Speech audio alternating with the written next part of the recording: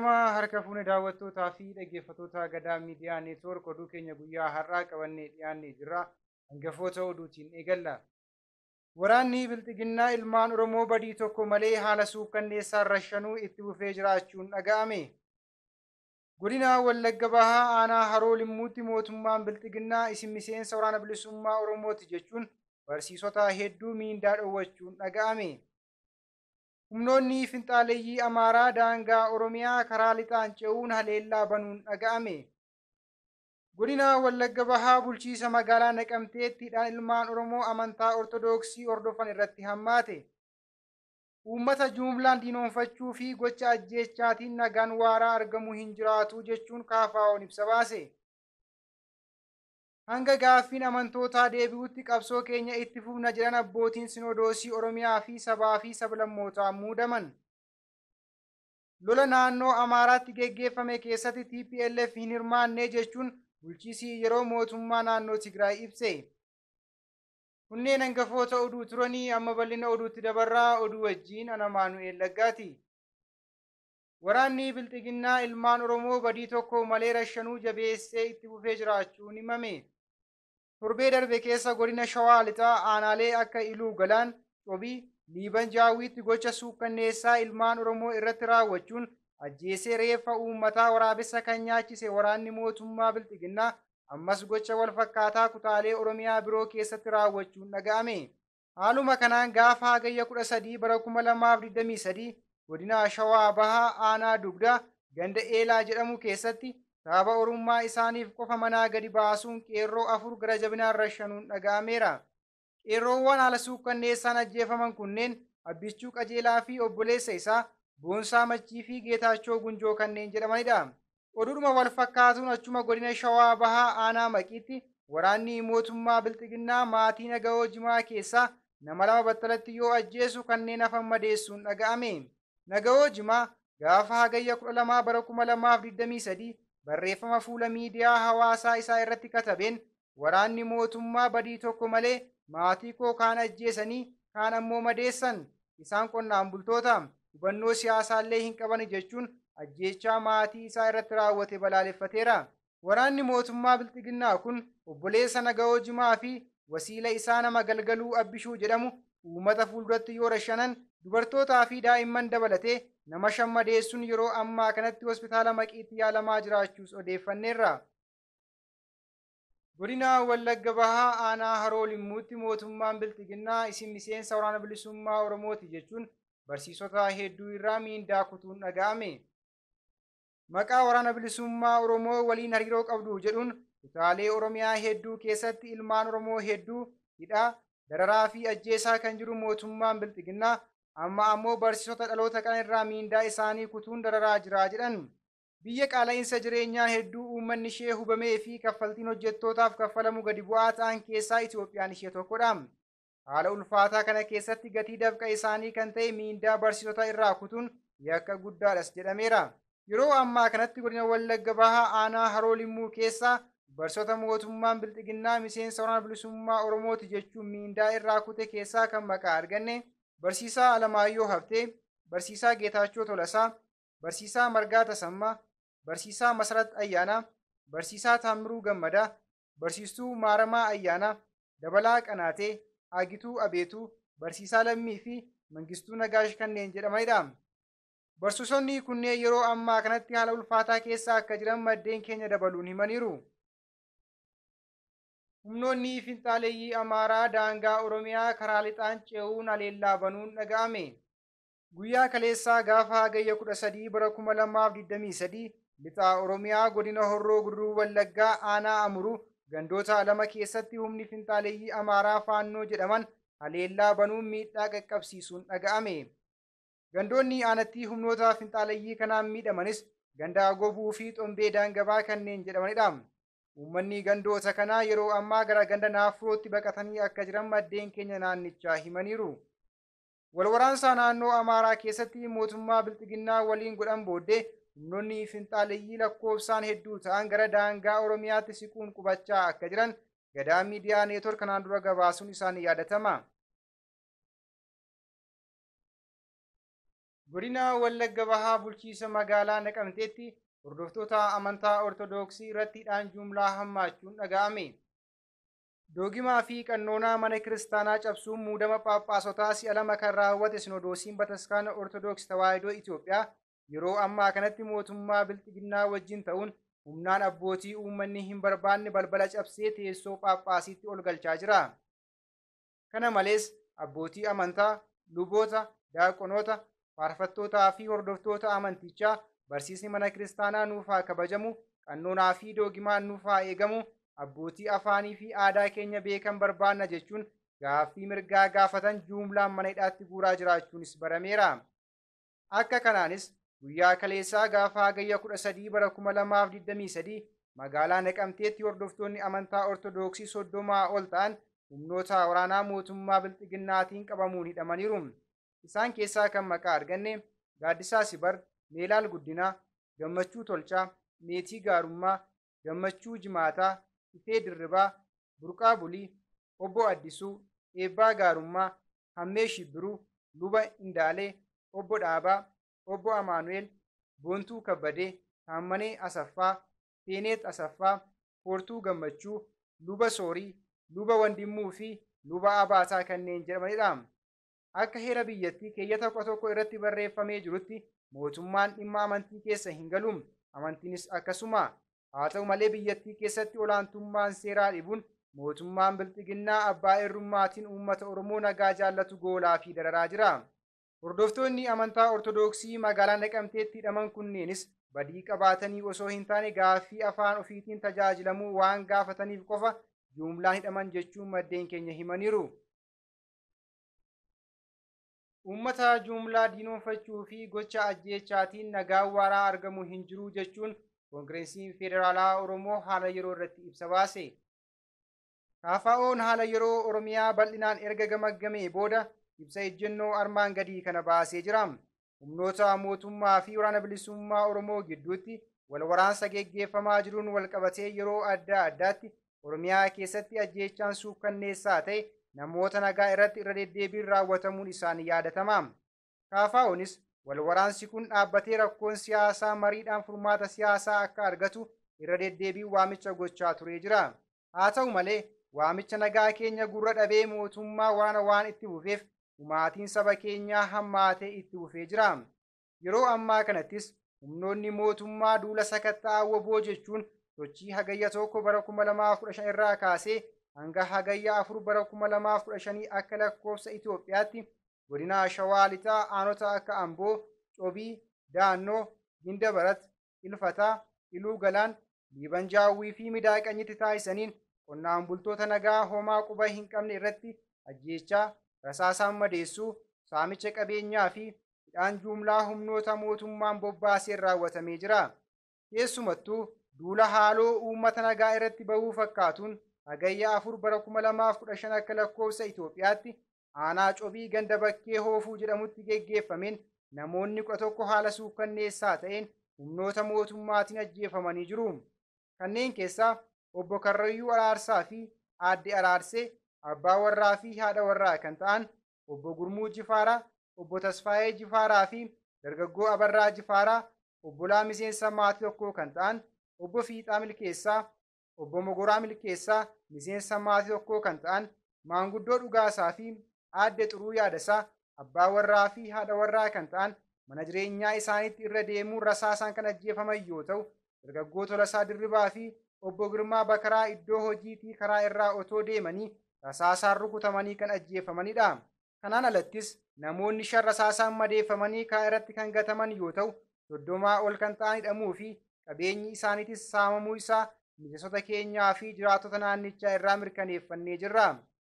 Ajjeechaa aanaa Cobiitti geggeeffame kan umurii fi saalaan adda hin baafne yoo ta'u, namoota nagaa ajjeefaman kana keessaas dargaggoota, maanguddoota umurii 70 olii, haadholii harma hoosisanii fi daa'imman umurii isaanii waggaa 11 ta'an keessatti argamu.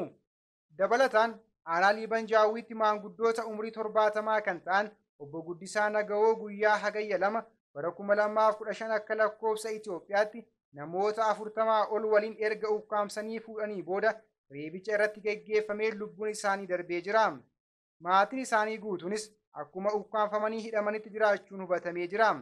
Aanaa Ilfataattis ukkaamsaan, reebichaa fi saamichi bal'inaan geggeeffamaa jira. Haaluma wal fakkaatuun hagayya 1 bara 2015 akka lakkoofsa Itoophiyaatti godina Arsii aanaa Martii magaalaa Abboomsaa ganaa duwwaa lamatti humnoonni mootummaa nama nagaa obbo Ziyaadajii jedhamu hojii irraa gara manaa galaa otoo inni jiru miseensi raayyaa ittisa biyyaa itti dhokaasuun kan ajjeesan yoo ta'u, dubartii fi daa'ima waliin jiranis rasaasaan madeessanii hospitaala Adaamaatti yaalamaa jiru.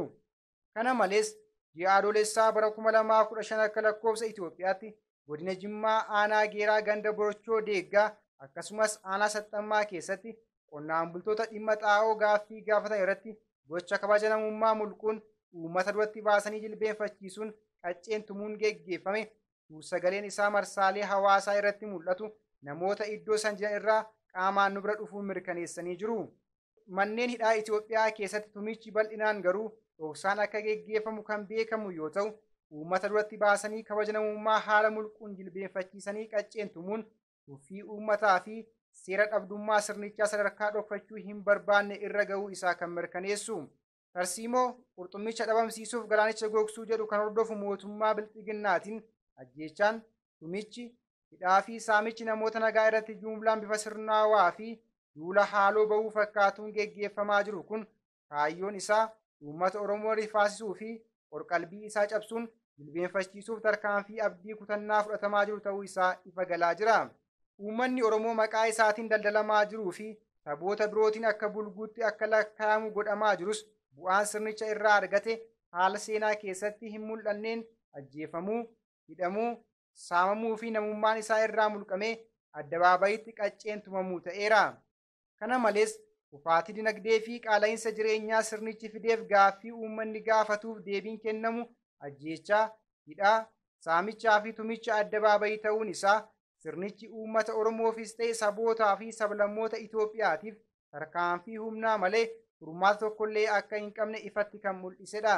Haaluma kanaan tarkaanfii ajjeechaa jumlaa aanaa Cobii ganda Bakkee Hoofuu jedhamutti qonnaan bultoota irratti geggeeffamaa jiru calaqqee furmaata burqisiisuu dadhabuu sirnichaatii fi ilaalcha diinummaa inni uummataa furateeti jennee amanna. KFO'n ajjeechaa, hidhaa, saamichaa fi tumicha addabaabayii namoota nagaa irratti geggeeffame kana cimsee balaaleffata.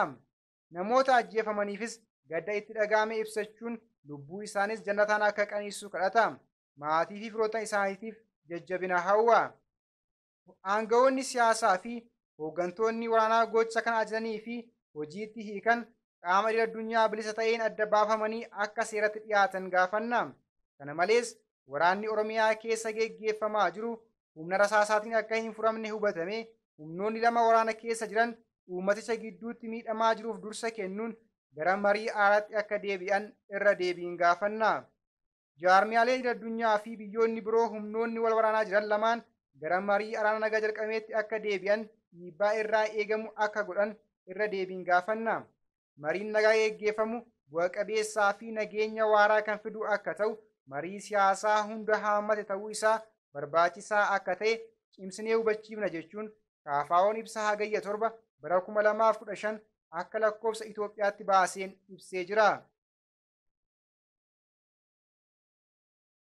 Hanga gaaffiin amantootaa deebi'utti qabsoo keenya itti fufnaa jedhan abbootiin sinodoosii sabaa fi sablammootaan muudaman.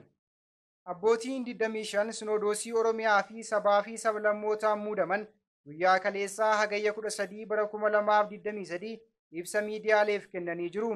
Abbootiin kun ibsa isaanii keessatti biyya afaan 86 ol keessatti dubbatamu Itoophiyaa keessatti sinodoosiin bataskaana Ortodoksii afaanii fi aadaa tokko qofaan akka tajaajilamu gochuu ni morminaa jedhaniiru.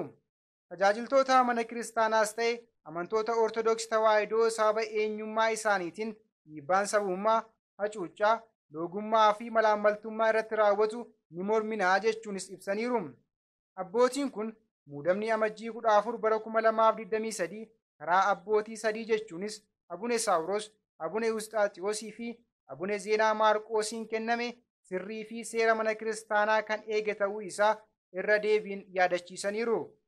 Muudamni kun kan laatameef gaaffii amantoonni afaan ofiitiin waaqeffachuu fi nama ofiitiin barsiifamuu waggoota hedduuf gaafataa turan deebisuuf akka ta'e kan ibsan abboonni Sinodoosii Oromiyaa fi sabaa fi sablammoota Sinodoosiin Ortodoksii Tawaahidoo Itoophiyaa muudama kana balaaleffachuun kufaa taasisee jedhan.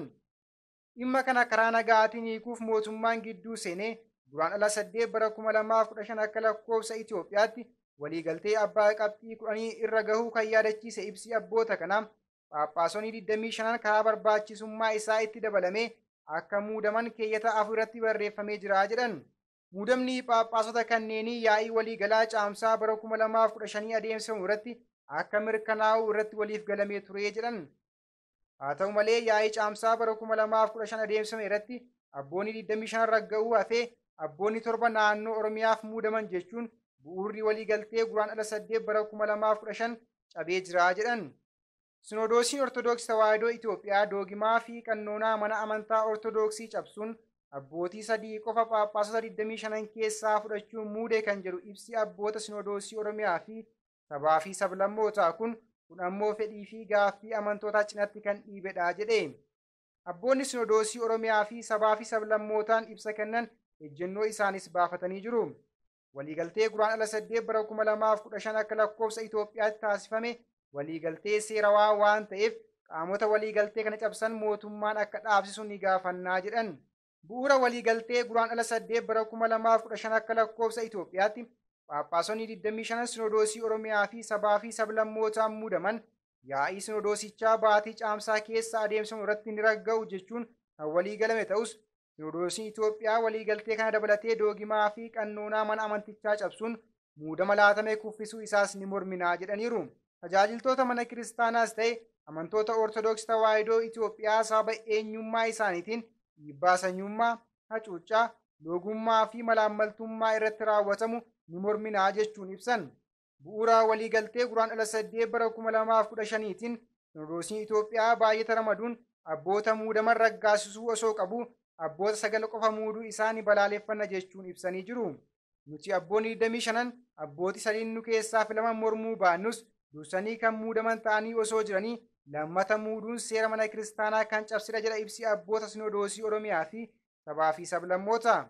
Sinodoosiin Itoophiyaa abbootii uummanni hin barbaanne waan muudeef cimsinee balaaleffanna jedha ibsi abboota kana. Daba mana amantaa kana keessatti raawwatamaa jiru waan falmaniif kanneen hidhaman hundi akka hiikaman ni gaafannas jedhaniiru. Muudamni Episkooposotaa naannoo Tigraayitti raawwate sirrii waan ta'eef uummanni deeggarsa barbaachisuun cinaa akka dhaabbatu waamicha taasisna kan jedhu ibsi kun duula Paatriyaarkii Bataskaana Ortodoksii Tawaahidoo Itoophiyaa Abune Maatiyaas irratti taasifamu ni balaaleffannas jedheera. Lolaa naannoo Amaaraatti geggeeffame keessatti TPLF hin hirmaanne jechuun bulchiinsi yeroo naannoo mootummaa Tigraay ibse. Erga walitti bu'iinsi garee faannoo fi raayyaa ittisa biyyaa Itoophiyaa gidduutti eegalee ibsa yeroo jalqabaaf guyyaa kaleessaa kan baase naannoon Tigraay raayyaa ittisa biyyaa Itoophiyaa wajjin hiriiruudhaan TPLF qooda akka hin fudhanne himeera. Mootummaa federaalaa wajjin waraana kallattii kan eegalan humnoonni naannoo Amaaraa mo'umsa dirree waraanaatti isaan mudateef TPLFtti quba qabuun sirrii mitis jedheera. Naannoo Amaaraatti garee finxaaleeyyii fi of tuultotaa shira isaan uummata Tigraayiif xaxaa turan waliigaltee Piriitooriyaa booda jalaa fashalaa'ela kan jedhe ibsi bulchiinsa yeroo mootummaa naannoo Tigraay kun gareen naannoo Amaaraa keessa hidhatee socho'u kun sochii farra uummata Tigraay fi farra waliigaltee Piriitooriyaa geggeessaa jiru jedheera. Mootummaan federaalaa tarkaanfii humnoota kanarratti fudhataa jiruuf deeggarsi naannoo Tigraay fi naannolee biroo ni barbaachisa jennee amanna jechuunis deeggarsaaf qophii ta'uu isaanii bulchiinsi yeroo kun ibseera. Dhibdeen kamuu karaa nagaa furamuu akka qabu himuun humnoota waliigaltee Piriitooriyaa fashaleessuuf hojjetan irratti mootummaa cina hiriiruun tarkaanfii kan fudhatan ta'uu bulchiinsi yeroo mootummaa naannoo Tigraay kun ibsa guyyaa kaleessaa hagayya 7 bara 2015 akka lakkoofsa Itoophiyaatti baaseen addeesseera. Egaan kabajamtoota daawwattootaa fi dhaggeeffattoota Gadaa Miidiyaa Neetwoork oduu fi odeeffannoo dabalatee qophiilee Gadaa Miidiyaa Neetwoork kanneen biroo karaa toora YouTube chaanaalii Gadaa Miidiyaa Neetwoork subscribe like gochuun hordofuu hin dagatinaa jecha oduun guyyaa har'aaf qabadhee dhiyaadhee kana fakkaata ture ana wajjin sa'aatii oduutti walitti deebina. Hangasittuu qophiilee Gadaa Miidiyaa Neetwoork kanneen hafe wajjin turtii gaarii.